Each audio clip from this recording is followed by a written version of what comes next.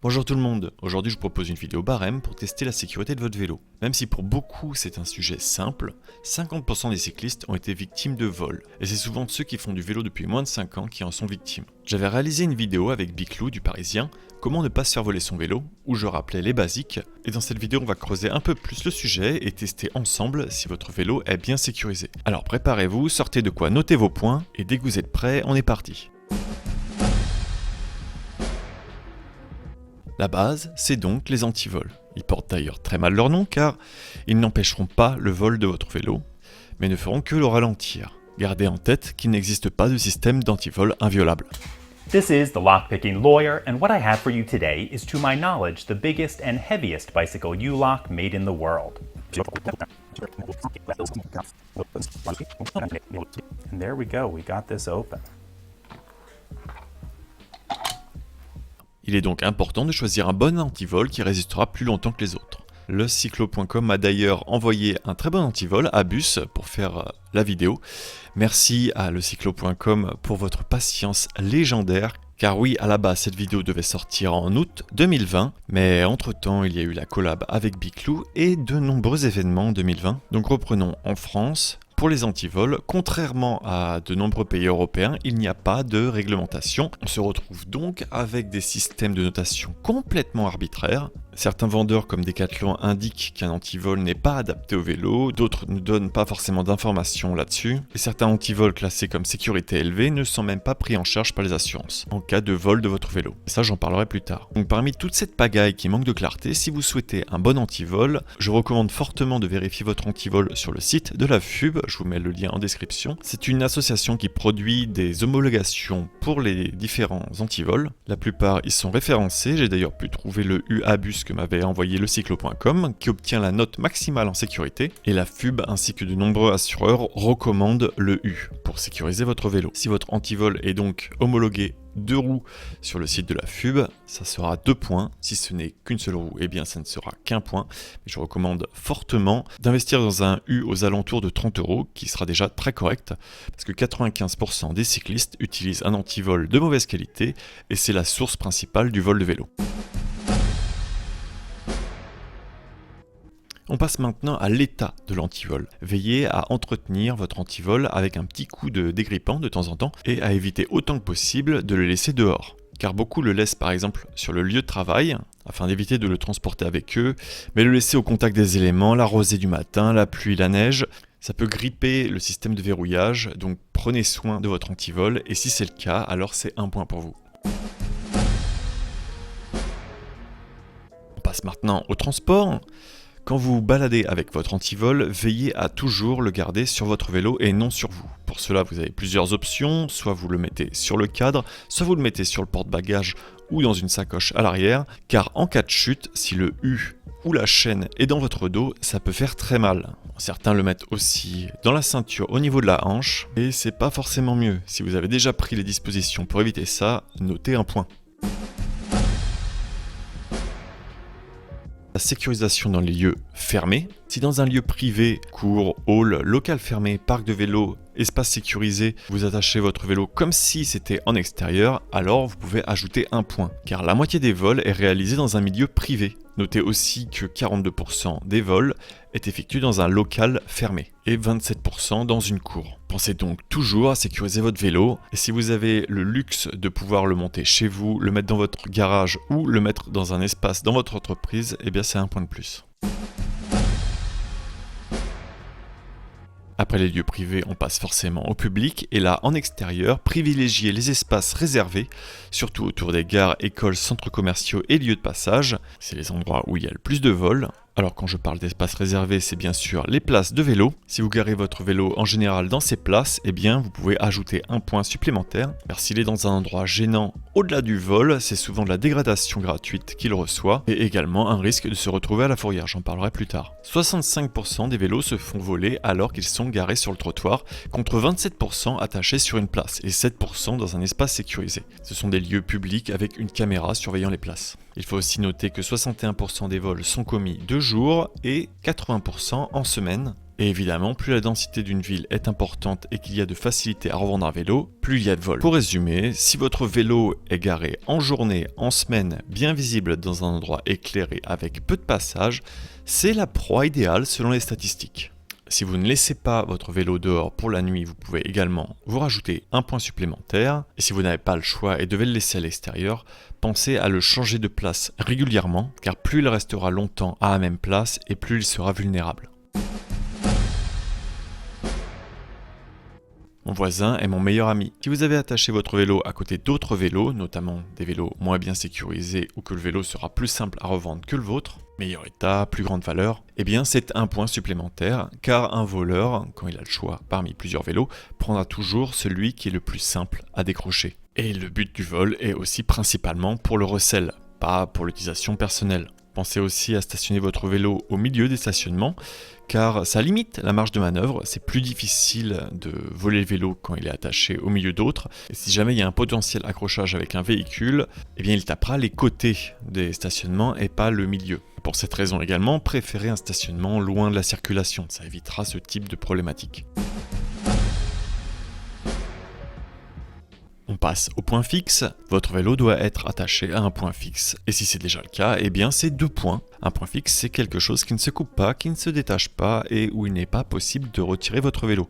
Un grillage, un bout de bois, une barre de chantier n'est pas un point fixe. Et c'est aussi pour ça que les places de vélo sont recommandées. Néanmoins, pensez toujours à vérifier le support sur lequel vous attachez votre vélo, car certains sont délibérément vandalisés pour pouvoir faciliter le vol.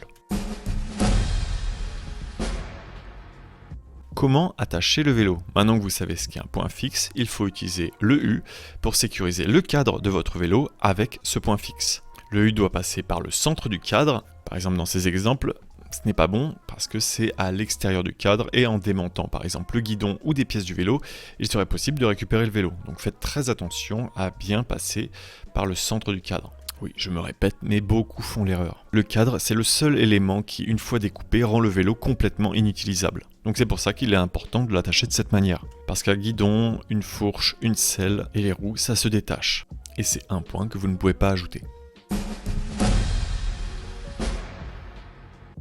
Pensez à sécuriser les pièces de votre vélo. Si vous avez déjà équipé les roues de votre vélo et votre selle d'un système d'antivol, c'est un point.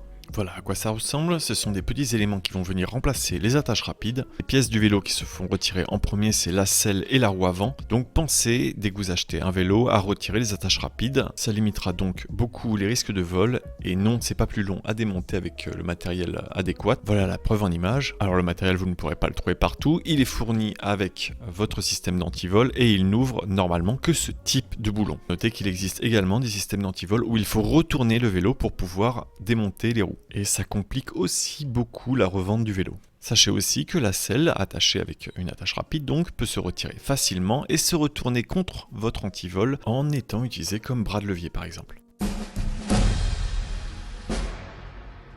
Encore un point pour la sécurité des roues, il est idéal de sécuriser vos roues de vélo avec un antivol. Commencez par la roue arrière, c'est celle qui coûte le plus cher, généralement sécuriser le cadre avec la roue arrière. Et si vous avez un second antivol, vous pouvez sécuriser la roue avant, ou bien sinon vous pouvez démonter la roue avant si il y a encore des attaches rapides dessus, et l'attacher avec votre roue arrière si vous n'avez pas d'autre solution. Comme expliqué dans le point précédent, des antivols pour roues, c'est quand même mieux.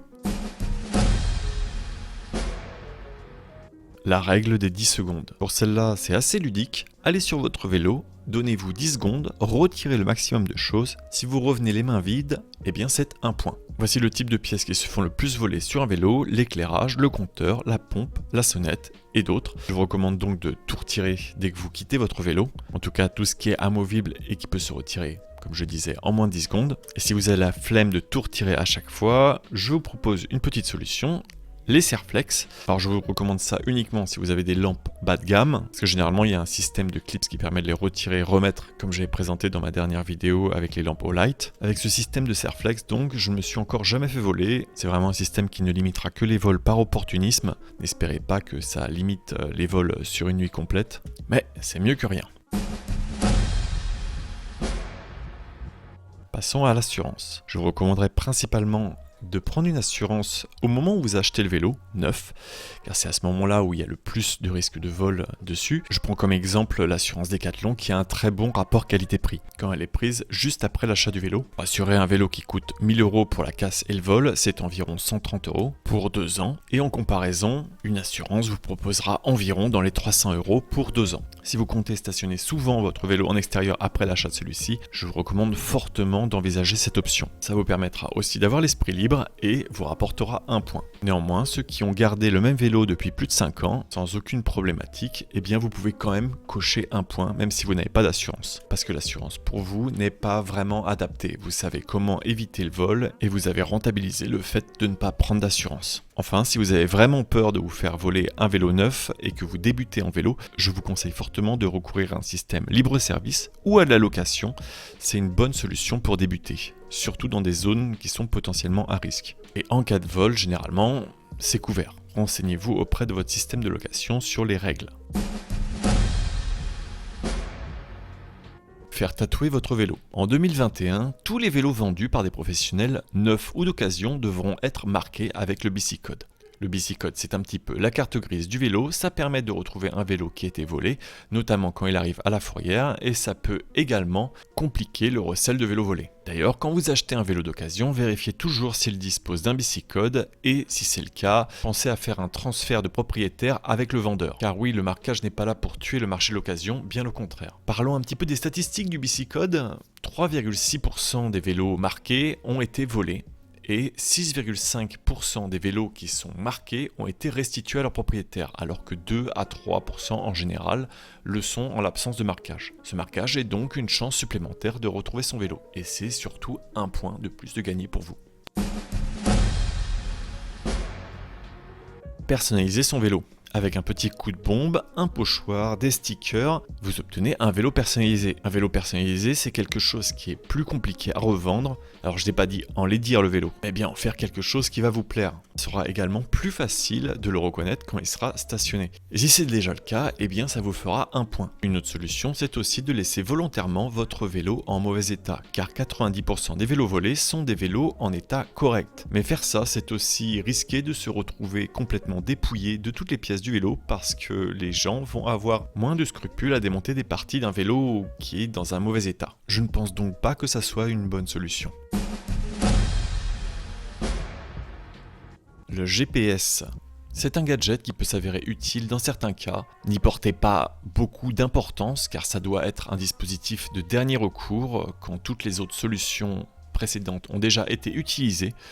Mais ça a déjà permis de retrouver certains vélos, notamment le vélo de Biclou. Je vous laisse le lien dans la description. Et ça permet également de suivre potentiellement des systèmes de recel. Après, il faut que la police permette d'aider. Et personnellement, je ne suis pas sûr d'aller faire un tour dans ces lieux où sont stockés les vélos volés. Franchement, encore une fois, gros respect à Biclou qui a porté le projet jusqu'au bout. Vous pouvez donc compter un point bonus pour celui-là. Et enfin, l'alarme. Comme pour le GPS, pour moi c'est un gadget, n'y portez pas non plus beaucoup d'importance, mais ce système est de plus en plus présent dans certains antivols, dans le vélo lui-même. C'est un système qui peut dissuader les voleurs, et donc pourquoi pas. Ça fera donc un autre point supplémentaire.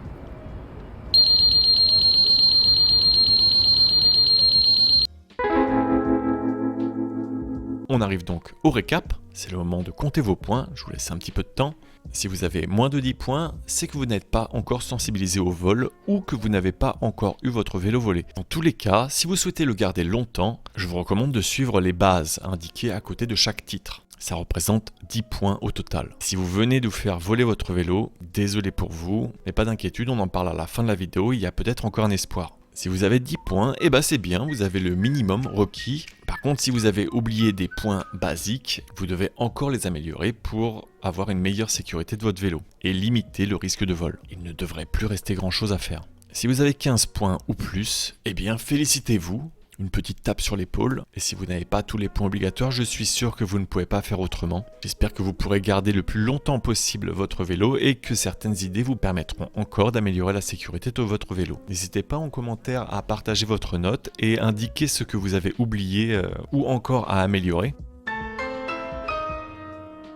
Que faire quand mon vélo a été volé ? Dans un premier temps, prenez en photo l'endroit où votre vélo a été volé et gardez le U s'il est encore là. Si vous avez une assurance, ça pourra toujours être utile. Si vous avez un bicicode sur le vélo ou tout autre système de carte grise, indiquez que le vélo a été volé. Si vous avez un GPS, c'est le bon moment de l'activer et de communiquer toutes les informations à la police. Évidemment, en parlant de la police, signalez le vol, indiquez toutes les informations qui permettraient de le retrouver à la fourrière par exemple. S'il a un bicicode, c'est plus simple, mais comme j'en parlais dans la personnalisation, le fait qu'il ait une tache de couleur à un endroit, une griffure à un autre, fournissez toutes ces informations.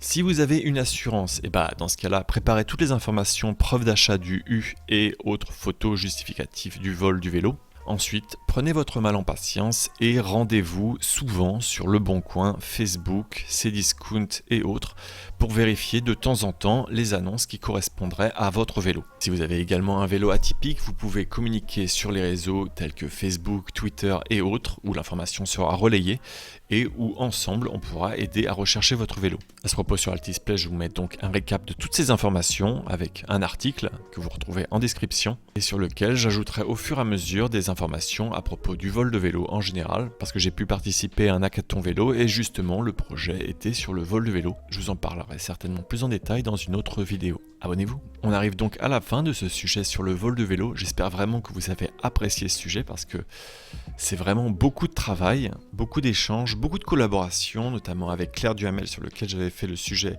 de Biclou que j'avais trouvé passionnant et avec lecyclo.com qui m'a envoyé cet antivol à bus. Heureusement parce que mon antivol m'a lâché entre temps, donc ça me fait un bon remplacement. Bref, je vous dis à bientôt pour de nouvelles vidéos et bonne route.